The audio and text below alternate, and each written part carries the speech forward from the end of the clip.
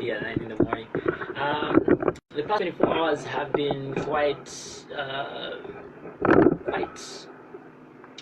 a challenge for me, especially because of the turn of events and certain things that have transpired.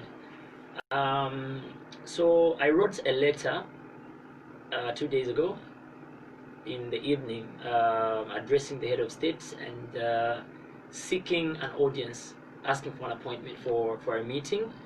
And this was inspired by the fact that a lot of people challenged me to say, you have come out strongly, standing firm on the things that you are speaking against and the concerns that you're raising about things that you feel need to change in the nation.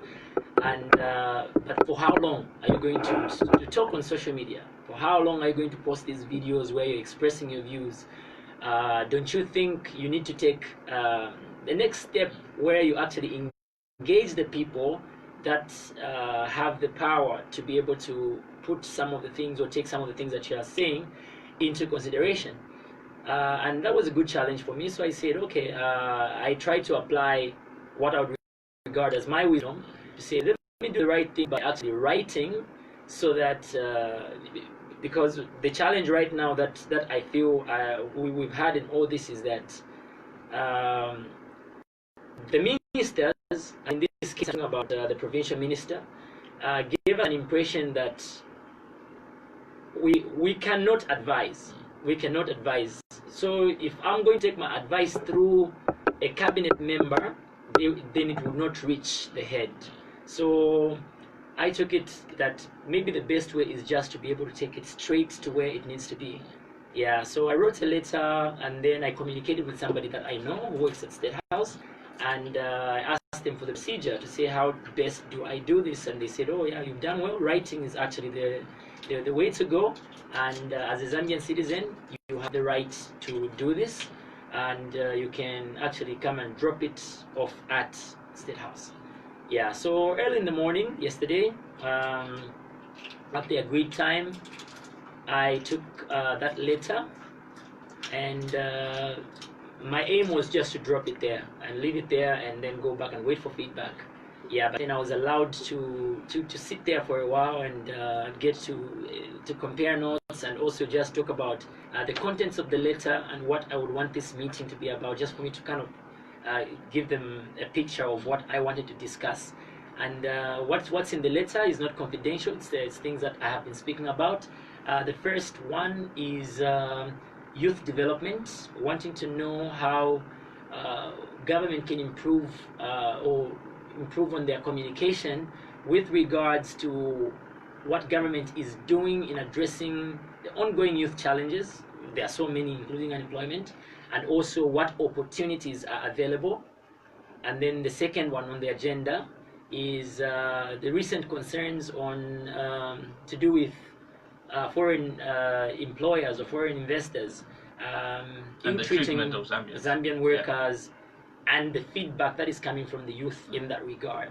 So these are the things that are in the letter, and I try to highlight them. So in that particular moment, when we were talking about all these things, I want to consider this a meeting, because we have sat and we are discussing. So we were in a meeting, and I was talking to two people. They are the advisor to the president and also the press aide.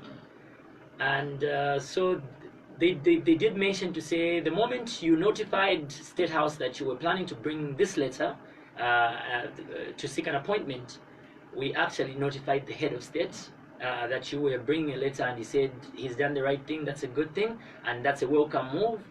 But I also think, that's the head of state speaking, he says, but I also think it's important that he should also have a conversation with the Lusaka province minister, because they are at the center of a lot of things that are happening right now, before we can even actually get to talk about the meeting that is supposed to be there.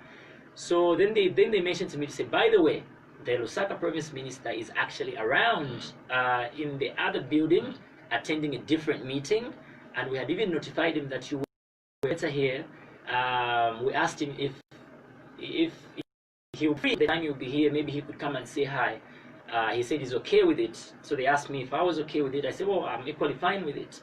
And so that's how, before I could actually leave, they called him in, and he came and said hi. A bit of some pleasantries at the beginning. There wasn't much discussion. He just talked about the fact that he remembers that he used to see me in Kabwe at some point when I was starting my music career. Yeah, he mentioned that he's got a good relationship with a lot of artists from Kabwe. Yeah, so that's the kind of mood that he created. He said, oh, so in fact, some of the artists from Kabwe have called me to ask me what's going on between you and me. He did not offer an apology for the things he said to me, neither did he seek an apology from me. He just went straight to saying, well, I just want you to know that I am ready to be advised by you or any other youth in Zambia, and you can visit my office anytime. In fact, if you like, I can even invite you home, because maybe it would be important that we actually get to talk. Yeah, that's all he said. And then he said, oh, I need to dash back in the other meeting. Then he said, by the way, it's okay that we can take a picture together, because we actually have a mutual friend who actually called me recently and asked me what's going on and why I can't just approach you, and the fact that I used to see you in Cabo, because they had a conversation about me at some point. So he said, I want to send this picture to him so that he sees that we actually met. So that was the agreement, and so he said bye, went in the other meeting, then I also said bye. So in other words, there was no reconciliation. There was no talk. Semi-reconciliation. I don't want to say there was no reconciliation. There was no... Others will argue to say, what are you reconciling about? Yeah. What was the conflict? Yeah. Okay. I'm curious just to hear from both Pilato and Michael. Both of you have been involved in activism for a very long time. Are you surprised by some of the turn of events, whether it's I'm assuming that both of you have tried to take letters to State House.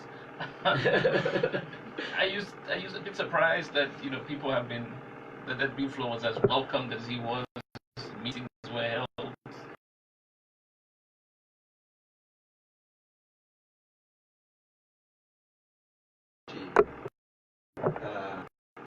And it's a good thing that we are several people, because yesterday he called me and explained just what he's explaining to me. I want to put it very bluntly. What I see is obviously not surprising to anybody. Well, to me, it's not surprising at all, because we are in a situation where we've seen a sudden, I don't want to call it uprising, a sudden realization by artists of the power they have, the influence they have in society, and that is why this thing, even if it's centered around Big Flo and the artists of the photographer, it beyond these guys. Issues that are pertaining now have been boiling amongst the citizens of the country for a very long time. And so what we are seeing now, the realization by the people who have voices, whatever magnitude, and also the desperation by authorities to quell what is now, I think, low approval ratings from the public.